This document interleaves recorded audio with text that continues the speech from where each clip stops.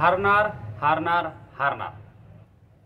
संयमी नेतृत्व म्हणून ज्यांच्याकडे पाहिल्या जात होतं, तर संयमी नेतृत्व ते वाचावेळे असा प्रवास करणारे, भावी मुख्यमंत्री म्हणून स्वतःला नेहमी प्रकाश झोतात आणणारे आणि सोशल मीडियावरूनच राजकारण करणारे आणि सोशल मीडियावरूनच विकास करण्यासाठी प्रसिद्ध असलेले आणि स्वतः सुप्रियाताई सुळे यांच्या राजकारणाला झाकण देऊन त्यांच्यापेक्षा मोठे होण्याचा प्रयत्न करणारे रोहितदादा पवार यांचा पराभव होणार। मित्रांनो, आज एक गौप्यस्फोट तुमच्या समोर करतोय की अजितदादा आणि शरद पवार मिळून रोहित पवार यांचा कर्जत जामखेडमध्ये पराभव करतील। नमस्कार मित्रांनो, माझं नाव गोपाल काळे आणि तुम्ही बघत आहात द सेकंड ओपिनियन। मित्रांनो, व्हिडिओकडे वळण्याआधी मी तुम्हाला एक गोष्ट सांगू इच्छितो।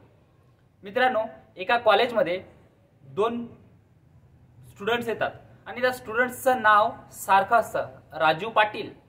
आता राजू पाटील किंवा राजू जे काही असेल, राजू पाटील नाव सारखं असल्यामुळे काय होतं, एकाचे पर्सेंटेज राहतात 92%, एकाचे पर्सेंटेज राहतात 36%।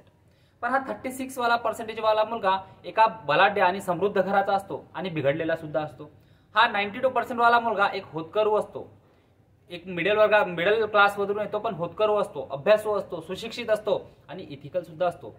पण दोघांचं नाव सारखं असल्यामुळे 92% वाल्याला सी सेक्शन मिळतो, तर 35% वाल्याला ए सेक्शन मिळतो। आणि जेव्हा हा 92% वाला प्रिन्सिपल जवळ कंप्लेंट करायला जातो, मध्येच हा 35% वाला मुलगा मिळतो आणि त्याला धमकवतो की तुला जर माझ्यासोबत राहायचं असेल आणि तुला जर कॉलेजमध्ये राहायचं असेल तर जे चालू आहे ते चालू दे। कारण की ए सेक्शन मधल्या एका मुलीवरती ह्या 35% वाल्याचं मन आलेलं असतं। 92% वाल्याला पण वाटतं की अरे वा, ठीक आहे, हा जर सुधरत असेल तर काय, मी तर सी सेक्शन मध्ये सुद्धा अभ्यास करू शकतो। तर तो 92% वाला मुलगा आणि 35% वाला मुलगा दोघं मित्र बनतात। पण मित्रांनो, म्हणतात ना, ओरिजिनल ते ओरिजिनल असतं, सोनं ते सोनं असतं। पिवळा कलर किती पण असला तर तो सोनं असू शकत नाही। तसं 92% असलेला मुलगा 35 म्हणजे सी सेक्शन मध्ये बसून सुद्धा अभ्यास करत असतो, होतकरू असतो, चांगल्या गोष्टी शिकत असतो। पण हा 35% असलेला मुलगा 92 म्हणजेच ए सेक्शन मध्ये बसल्यानंतर उगाच विनाकारण लोकांजवळ ज्ञान पाजळत असतो।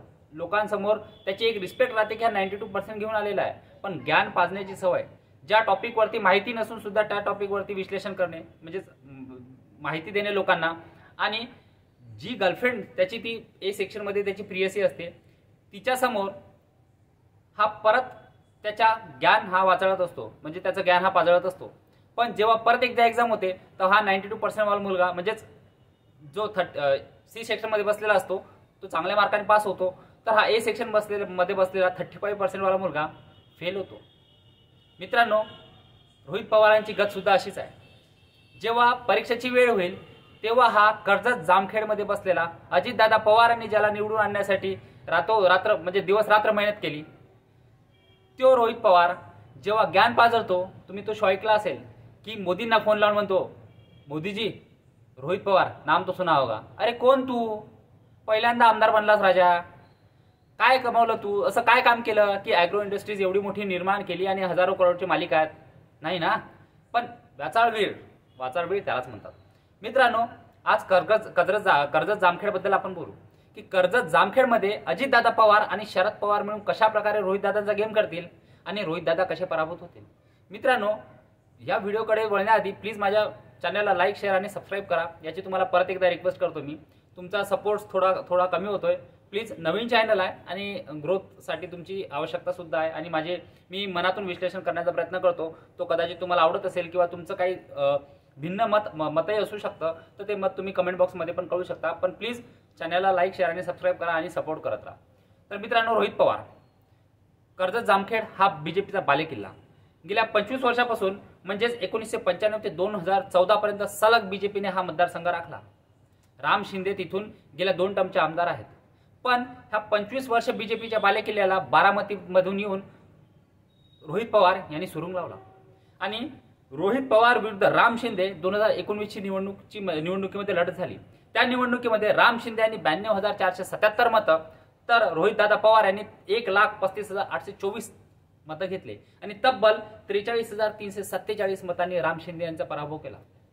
होय मित्रांनो, आता राम शिंदे यांचा पराभव केला याच्यामध्ये कारणे काय होते, तर राम शिंदे हे 2 टर्मचे आमदार होते आणि जातीय राजकारण महाराष्ट्राच्या राजकारणामध्ये मित्रांनो ते म्हणतात ना की जात ऐसी चीज है जो कभी जाती नाही. Indian people don't cast their vote, they vote their caste. ठीक आहे. तर मित्रांनो अजितदादा पवार यांचा प्रचंड सपोर्ट रोहित पवारांना असल्यामुळे राम शिंदे जे 2 वेळेस तिथून आमदार होते त्यांचा पराभव झाला. एका इंटरव्ह्यूमध्ये अजितदादा पवारांनी ती गोष्ट पण शेअर केली आहे की कशा प्रकारे शरद पवार साहेब हे रोहित पवारच्या उमेदवारी मागे नाराज होते. त्यांनी त्याचा बिझनेस बघावा, राजकारणात उतरू नये. कारण की पवार घराण्यातलं एकच राजकारणात राहील. हा, शरद पवारांनी त्यांची मुलगी सुद्धा राजकारणात उतरवली, पण पवार आहेत ते म्हणू शकतात की आता ती पवार नाही, ती आता सुळे आहे. तर असं पवार म्हणू शकतात. ते वेळोवेळी त्यांचे विचार बदलत असतात. जसं सुनेत्राताईबद्दल बोलले होते की आता ओरिजिनल पवार कोण आहेत. तर सून आणि पोरीमध्ये कसा भेदभाव केला जातो हे शरदचंद्र पवार साहेबांनी लोकसभेच्या निवडणुकीमध्ये दाखवून दिलं होतं. पण ते शरद पवार साहेब त्यांना बोलायला काही पण जमतं. आणि मराठी मीडिया सुद्धा शरदचंद्र पवार साहेब काय बोलतील याच्याकडे नेहमी लक्ष देऊन राहते. एक सेकंद मित्रांनो.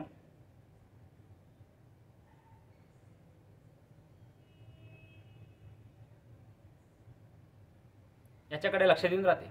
शरद पवारांच्या डोक्यावर नसलेले केस सुद्धा शरद पवारांनी हात डोक्यावर हात ठेवला तर मराठी मीडिया म्हणते वा शरदचंद्र पवार साहेब काहीतरी खेळी करणार आहेत. तर मित्रांनो सांगण्याचं तात्पर्य हे की अजितदादा पवार यांनी दिनरात दिवस रात्र मेहनत करून रोहितदादा पवार यांना जिंकवण्यासाठी ते मेहनत केली. पण रोहितदादा पवार हे विसरून गेले आणि जेव्हा राष्ट्रवादीमध्ये फूट पडली तेव्हा अजितदादावरती सगळ्यात कडाडून जर प्रहार कोणी केला असेल तर तो रोहितदादा पवारांनी. पण मित्रांनो अजितदादा पवारांबद्दल तुम्हाला एक गोष्ट नक्की सांगतो की अजितदादा पवार ते तुम्हाला आठवत असेल की तू निवडूनच कसा येतो बघतो.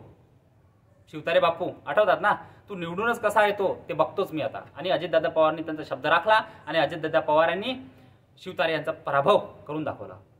मित्रांनो आता मराठा समाज हा कर्जत, आपण थोडंसं समाजाबद्दल किंवा जातीय विश्लेषणाकडे वळू की कशा प्रकारे कोणता समाज कर्जत जामखेडमध्ये किती आहे.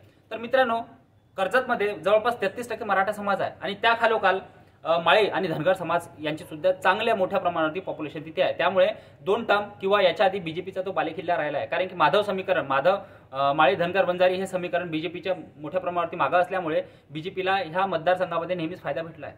तर मित्रांनो त्यानंतर जामखेडमध्ये मराठा आणि वंजारी हा समाज मोठ्या प्रमाणावरती आहे. म्हणजेच जवळपास मोठ्या प्रमाणावरती मराठा समाज तर आहेच, पण जे माधव कॉम्बिनेशन बीजेपीचा आहे किंवा जो ओबीसी समाज हा बीजेपीच्या मागे मोठ्या प्रमाणावरती उभा आहे. आणि ज्या प्रकारचं महाराष्ट्रामध्ये जातीय सलोखा बिघडवण्याचं काम मनोज जरांगे पाटील आणि शरदचंद्र पवार साहेब यांनी केलं आहे त्याचा फटका रोहित पवार यांना नक्कीच भेटेल.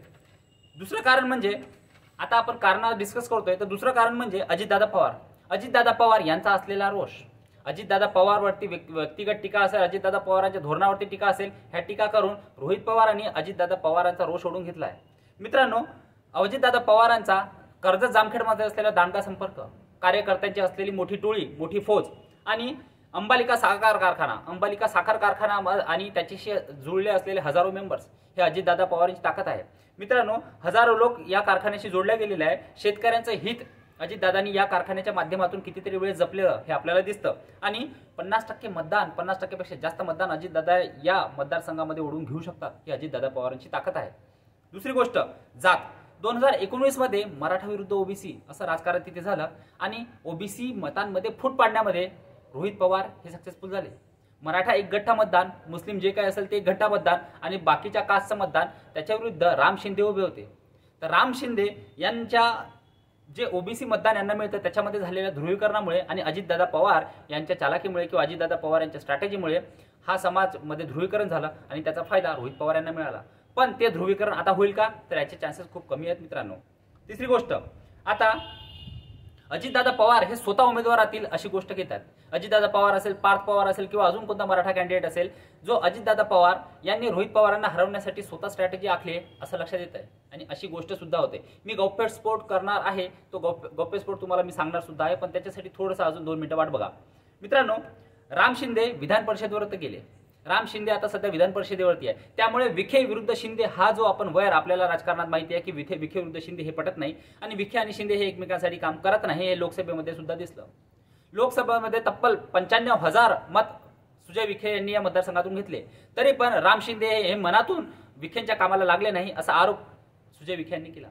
तोच आरोप राम शिंदे सुद्धा विखे विरुद्ध करतात की जेव्हा विखे हे बीजेपीमध्ये जरी असले तरी मनातून हे राम शिंदे विरुद्धच राहतात किंवा त्यांच्यासाठी काम करत नाही.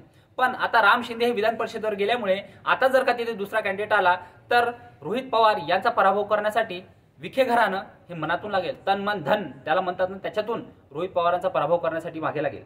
दुसरी गोष्ट, विखे गट विरुद्ध राम शिंदे हे तुम्हाला सांगितलं मी. त्यानंतर उद्धव ठाकरे. होय मित्रांनो, उद्धव ठाकरे दगा बाजरे हे गाणं ऐकलंच नाही. उद्धव ठाकरे आणि काँग्रेस यांचे कार्यकर्ते आज तिथे नाराज आहेत. उद्धव गटाची आणि काँग्रेस गटाची मागणी आहे की कर्जत जामखेड ही जागा आम्हाला मिळायला हवी. आणि मित्रांनो, मी तुम्हाला परत सांगतो, ज्याप्रमाणे 2019च्या निवडणुकीमध्ये उद्धव ठाकरे यांनी बंडखोर उभे केले त्या प्रकारची घटना 2024च्या निवडणुकीमध्ये ते परत करू शकतात. आणि शरदचंद्र पवार गटाचे आणि काँग्रेसचे जास्त उमेदवार आपल्यापेक्षा निवडून येऊ नये याचा प्रयत्न स्वतः उद्धव ठाकरे करतील. कारण की त्यांना माहिती आहे, जर त्यांचे काँग्रेस किंवा राष्ट्रवादीचे उमेदवार जर आपल्यापेक्षा जास्त निवडून आले तर आपण मुख्यमंत्री पदाचे स्वप्न सुद्धा पाहू शकत नाही आणि आपला मुख्यमंत्री पदावरचा क्लेम सुद्धा चालला जाईल. त्यामुळे मुख्यमंत्री पदासाठी काँग्रेस 25 वर्षाची युती तोडून काँग्रेस आणि राष्ट्रवादीच्या शरणात गेलेले, सोनिया गांधीच्या पाया शेजारी आपलं डोकं ठेवलेले उद्धव ठाकरे, सोनिया गांधीशी शरण गेलेले उद्धव ठाकरे हे खरंच मुख्यमंत्री पद जर महाविकास आघाडी देत नसेल तर त्यांच्यासोबत राहतील का? जो दगा 2019 मध्ये देवेंद्र फडणवीसांसोबत केला की बंडखोर उभे करून राष्ट्रवादी काँग्रेसला जिंकण्यासाठी मदत केली, तशी छुपी युती उद्धव ठाकरे परत बीजेपी सोबत करू शकतात. होय मित्रांनो, परत बीजेपी सोबत करू शकतात. तर हे सगळे फॅक्टर्स लक्षात घेता दुसरी एक शेवटचा विषय, मनीषा गुंडक ह्या अजितदादा गटामध्ये प्रवेश केल्यानंतर मराठा समाज त्यांच्या मोठ्या प्रमाणावर मागे असल्यामुळे मनीषा गुंडकताई यांचा अजितदादा गटामध्ये जाणं हे सुद्धा रोहित पवारांसाठी डेंजरचा म्हणजे खतऱ्याची घंटा आहे. तर हे सगळे फॅक्टर लक्षात घेता अजितदादा पवार हे रोहित पवारांचा पराभव करूनच मानतील हे आपल्याला मानायला हवं. आणि रोहित पवारांचा विजय हा खरंच या निवडणुकीमध्ये सुकर नाही. तर मित्रांनो, तुम्हाला काय वाटतं? तुमचं मत कमेंट बॉक्समध्ये सांगा आणि प्लीज माझ्या चॅनलला लाईक, शेअर आणि सबस्क्राईब करा. धन्यवाद.